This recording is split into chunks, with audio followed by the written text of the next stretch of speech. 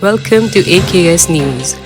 Today, Central Bureau of Communication and Press Information Bureau, the two arms of the Ministry of Information and Broadcasting, organized a media interaction along with a millet lunch at Chandigarh. Spearheaded by the Prime Minister, the Government of India sponsored the proposal for International Year of Millets 2023, which was accepted by the United Nations General Assembly. The declaration has been instrumental for the Government of India to be at the forefront in celebrating the International Year of Millets. The Prime Minister of India, Shri Narendra Modi, has also shared his vision to make International Year of Millet 2023 a people's movement, positioning India as the global hub for millets. During the interaction, Shri Rajendra Chaudhary, Additional Director General, Press Information Bureau, Chandigarh said, Declaration of the Year of 2023 as International Year of Millets by our Prime Minister will become a game changer in times to come. Today's young population is seeing many health-related issues from an early age. Consumption of millets can help fight these health issues. Millets have low glycemic index, high protein value, and are gluten-free. They can also aid weight loss. Shri Umendra Dutt, Executive Director, Kheti Virasat Mission, who was a special speaker at the occasion, said, Millets are now no longer seen as fringe crops. They are competing with the wheat and rice cyclical agriculture. They can also reduce our carbon footprint. Shri Vivek Vaibhav, Director of Central Bureau of Communication, Chandigarh, also spoke on the occasion and pointed that millets are also an integral part of the G20 meetings and delegates will be given a true millet experience through testing, meeting farmers, and interactive sessions with startups and FPOs. The spirit of the whole of government approach is truly being seen in the celebration of the International Year of Millets 2023, and the same is the intention from the current meet. Thank you. Millet यानी के health, millet यानी के पोषण, millet यानी के nutrition, millets यानी के बीमारियों से मुक्ति। हमने तो अनेक मेरे जो किसान भाई आए हैं यहाँ वो भी बोलेंगे हमने अनेक लोगों का शुगर, ब्लड प्रेशर, आर्थराइटिस, ऐसी कई बीमारियों की लंबी लिस्ट है जो मिलेट्स का भोजन करा के उनकी दूर की है। वो हम अगर पत्रकार चाहेंगे तो हम ऐसे लोगों के नाम, फोन नंबर सब कुछ दे सकते हैं। मिलेट्स जो हैं वो हर तरह की मिट्टी में हो सकते हैं। मतलब मिलेट्स अगर कहूं मैं तो ये जो मिलेट्स हैं ये कश्मीर से कन्याकुमारी तक मिलेट उगाए जा सकते हैं। हर तरह की मिट्टी में मिलेट्स हो सकता है। हर तरह के मौसम में 10 डिग्री टेम्परेचर से लेकर 50 डिग्री टेम्परेचर तक मिलेट झेल सकता है, ये उसकी खासियत है। भविष्य की फूड सिक्योरिटी मिलेट्स ही है, एक बात। दूसरा एक मैं कॉन्टेक्स्ट ध्यान में लाना चाहूंगा, हम जब गेहूं और चावल उगा रहे हैं तो गेहूं और चावल के लिए जितना फर्टिलाइजर, पेस्टिसाइड, पानी, बिजली, डीजल इस्तेमाल कर रहे हैं, तो अगर मैं कहूं मिलेट्स के लिए जरूरत ही नहीं है ना फर्टिलाइजर की, मिलेट्स के लिए जरूरत ही नहीं है पेस्टिसाइड की। मिलेट उगाने वाला किसान, या 3 किसान बैठे हैं या मंच पे, सरदार गुरमुख सिंह जी खड़े हो रहे हैं, ऐसे कैसे पता लगेगा? गुरमुख सिंह जी रंगीलपुर गांव है गुरदासपुर जिले का, इनका नाम ही गुरमुख सिंह कोदरा हो गया, लोगों ने कोदरा नाम के साथ ही जोड़ दिया। ये कोदरा उगाते हैं, कोदरा खिलाते हैं। बैठिए। विपुल कंबोज हरियाणा के सिरसा से हैं, ये आज हमारे साथ आए हैं, विपुल जी बात करेंगे। और ऋषपिंदर सिंह गरेवाल ये जगरांव से हैं, वैसे एमटेक की पढ़ाई की है, एमटेक एग्रीकल्चर है, और उसके बाद ऑर्गेनिक फार्मिंग में आए। कंपनी में किसी गए नहीं, और ऑर्गेनिक फार्मिंग मूवमेंट में खेती विरासत मिशन के ये मेरे साथ असिस्टेंट एग्जीक्यूटिव डायरेक्टर के नाते काम भी देखते हैं। तो ये जो किसान है बैठी इन किसानों, ये किसान किसी भी तरह की सरकार पर सब्सिडी का बोझ नहीं डालते, ये एक बड़ी बात है। ना ये फर्टिलाइजर सब्सिडी इस्तेमाल करते हैं सरकार की, ना बिजली की सब्सिडी। डीजल पे तो ऑलमोस्ट सब्सिडी खत्म हो गई है, पर ये डीजल भी नाम मात्र का इस्तेमाल होता है, तो इनका कार्बन फुटप्रिंट भी चौधरी साहब नाम मात्र का है।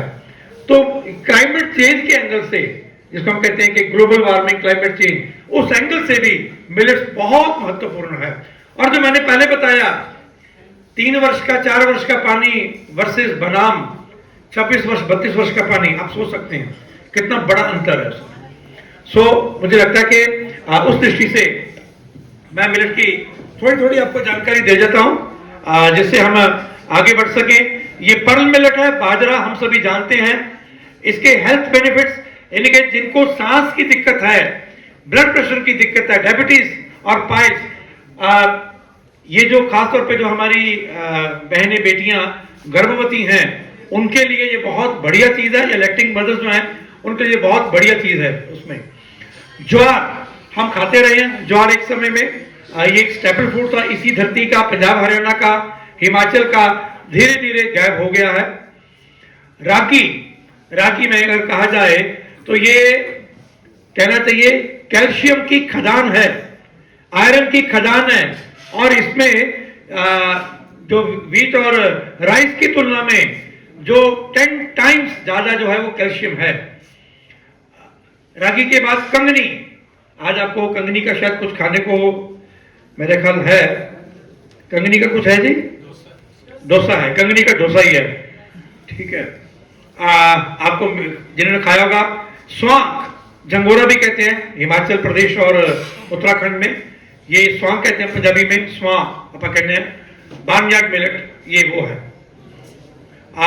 हरी कंगनी, ब्राउन टॉप मिलेट बिल्कुल घास की तरह है, पर सबसे स्वादिष्ट जो चीजें बनती हैं ये उनकी बनती हैं।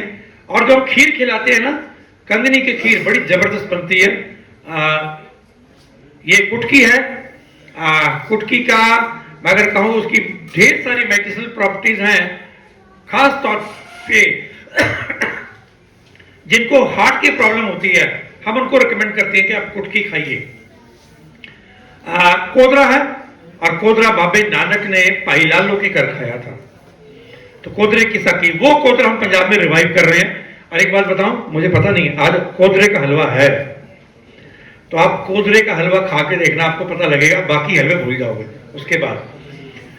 मैं तो ये नरेंद्र जी और नलिनाचार्य जी को प्रार्थना करूंगा, आप यहाँ ही खाली ये राजेंद्र चौधरी जी पीआईबी ने इंतजाम किया है कोदो हलवा, ऐसा नहीं यही खाना है, बाद में घर जाके अपनी धर्मपत्नी को भी कहना भैया ये बना जरा कोदरा, वहां भी जाके खाना है आपने।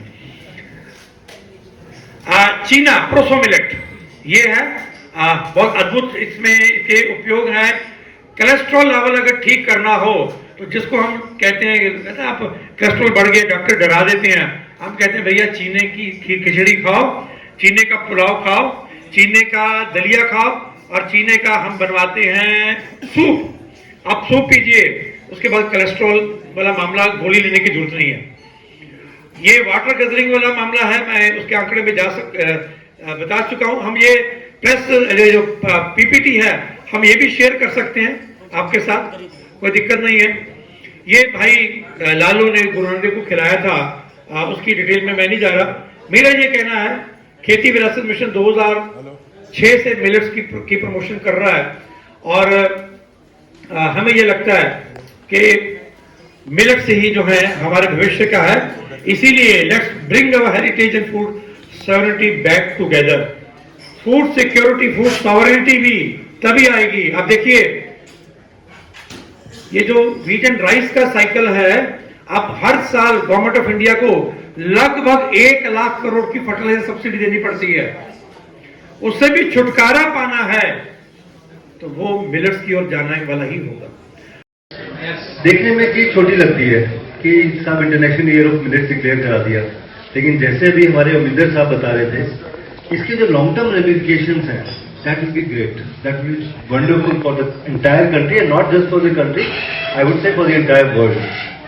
आज जब हम एक मिडिल क्लास की तरह से अपने बच्चों को सोचते हैं, या हम किसी भी आज के युवा के बारे में सोचते हैं, तो अक्सर हमारे बीच में क्या चर्चा होती है, हमारे बच्चे पिज्जा खा रहे हैं, हमारे बच्चे पास्ता खा रहे हैं, हमारे बच्चे वो खाने खा रहे हैं जो हमारी सोसाइटी का हिस्सा नहीं है या हमारे कल्चर का हिस्सा नहीं रहे हैं। Somewhere influenced by the western society they are having those eatables, लेकिन कहीं ना कहीं वो स्वस्थ खाने नहीं है, मैदा आधारित है, प्रोसेस्ड है, और इसका नतीजा हम देख ही रहे हैं कि आज आप सोच के देखिए कितनी छोटी उम्र में बच्चों को चश्मे चढ़ रहे हैं, कितनी जबरदस्त ओबेसिटी की प्रॉब्लम आ रही है, डायबिटीज की प्रॉब्लम बढ़ रही है। there are so many health issues that have come up in the society, and the primary reason for that is that we have moved away from our traditional foods. जो कहते थे ना कि नाना नानी वाले खाने, दादा दादी वाले खाने, जो हमने अपने खान पान से दूर कर दिए, उनको दूर करने की वजह से आज उसका नुकसान हमें झेलना पड़ रहा है, सबको झेलना पड़ रहा है. And that is why I would say declaration of International Year of Millets by our Prime Minister through his efforts, I think that is going to be really a game changer in times to come. इसके 3 main पहलू हैं. सबसे पहले तो मैंने कहा consumer, यानी हमारा उपभोक्ता, हम सब, हमारे स्वास्थ्य पर इसका जो पॉजिटिव असर पड़ेगा वो निस्संदेह बहुत बेहतरीन होगा. जैसे भी मिल्लर साहब बता रहे थे कि ना तो इसमें कोई खेती में